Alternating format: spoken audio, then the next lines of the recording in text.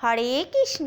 রাধে রাধে বন্ধুরা, আজ আমি শ্রীকৃষ্ণের গীতার কিছু উক্তি তোমাদের সাথে শেয়ার করতে চলেছি।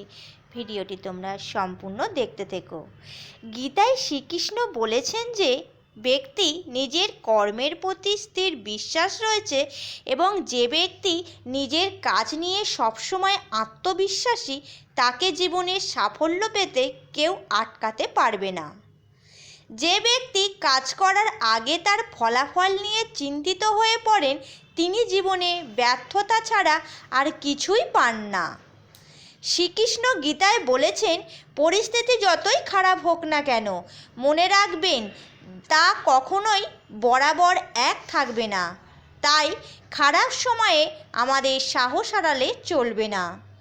তিনি আরও বলেছেন, ঈশ্বর কখনোই আমাদের ওপর অবিচার হতে দেন না, তিনি তাকে সেটাই দেন যার যেটার যোগ্য।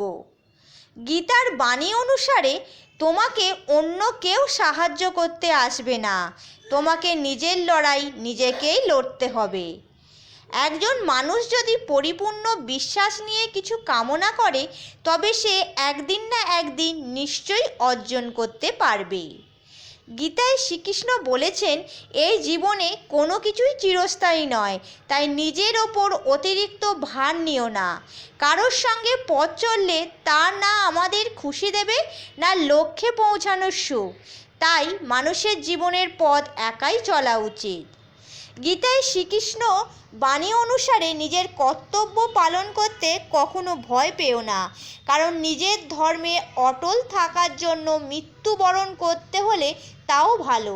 তাই অন্যের ধর্ম নকল না করে নিজের ধর্মকে চেনো। অন্যকে অনুসরণ করতে গেলেই আমাদের মনে ভয়ের উদ্বেগ হয়।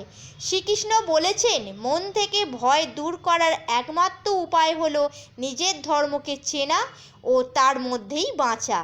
ভগবান শ্রীকৃষ্ণের এই উপদেশগুলি যদি আমরা আমাদের জীবনে প্রয়োগ করি তাহলে আমাদের এই মানব জীবনটি সুন্দরভাবে পরিচালিত হবে। তাই নিত্য প্রতিদিন গীতাপাঠ করো, আমরা সকলেই তবে ভগবান শ্রীকৃষ্ণের আশীর্বাদ পেতে পারি। জগতের সবার মঙ্গল হোক।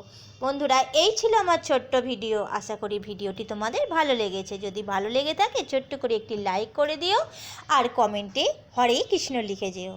Thank you for watching. Hare Krishna. Radhe Radhe.